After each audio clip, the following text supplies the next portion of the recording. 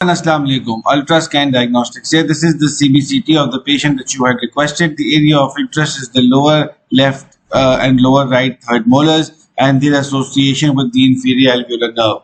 This is the panoramic view. On the panoramic view, it is very clearly visible that this orange inferior alveolar nerve is in close approximation to both the lower wisdom teeth. Now we're going to show you the transaxial view, which is the proximal view, so that you have a better idea of how the wisdom tooth is associated. So this is the wisdom tooth on the lower right hand side. This is 4, 8, and as you can clearly see, this is the inferior alveolar nerve. The wisdom tooth root, it has multiple roots. It's got an extra root on the buccal side as well, and the wisdom tooth, the inferior alveolar nerve, is between these two roots right here. We've got very thick cortical plate on the buccal side. This is the buccal side. This is the lingual side.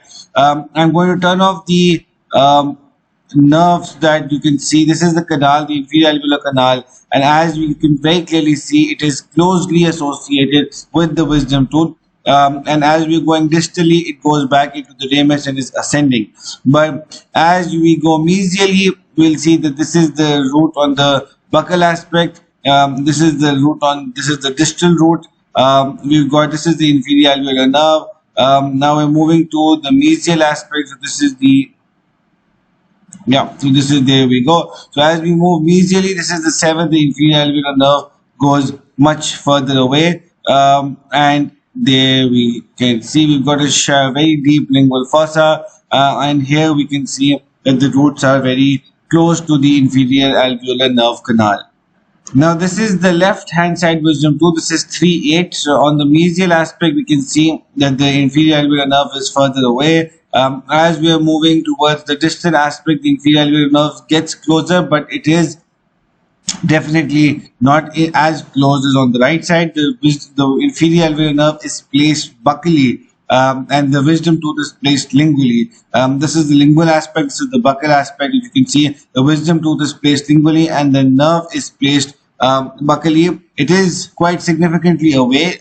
We don't see any extremely close association. However, buccal guttering should be done carefully, as it can be somewhat of a problem. But otherwise, if a skilled surgeon is doing it, then there should be no problem there. So this is the tooth on the proximal aspect. As we can see that the nerve is placed much buccally than the previous one.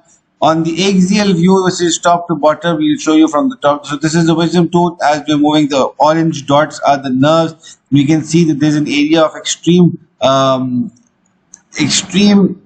radio opacity in the mandible. That means that the cortical plate in this area and the cancellous bones, the bone density is very high in this region. It's D1, but we can clearly see that this is where the nerve is. On the right hand side, it is very closely associated with the wisdom tooth. On the left hand side, the nerve is placed buccally and not as closely associated.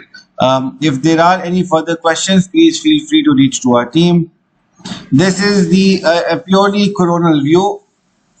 This is purely a coronal view. Here you can see that the wisdom tooth, this is both the wisdom teeth, the right and the left. This is the right wisdom tooth. That you can see it is closely associated with the inferior alveolar nerve, whereas the wisdom tooth on the left is not as closely associated. So this is on the coronal section. We'll show you on the sagittal section next. So this is the wisdom tooth on the sagittal section. As you can see, this is the lower right wisdom tooth. As we can see, this is where it gets closely associated with the inferior alveolar nerve, whereas the wisdom tooth on the lower left hand side is not as closely associated. Thank you very much.